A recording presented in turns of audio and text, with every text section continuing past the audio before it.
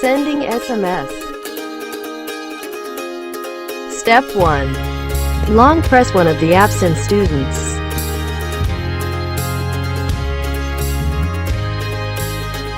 Step 2. Select the remaining students by just tapping them. Step 3. Now tap the SMS icon.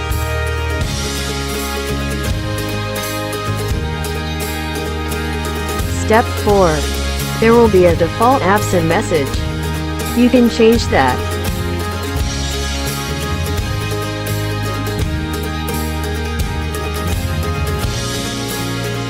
Step 5. Then select the category. Here it is, an absent alert. Step 6.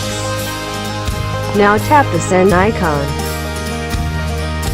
In the same way, you can send general messages as well.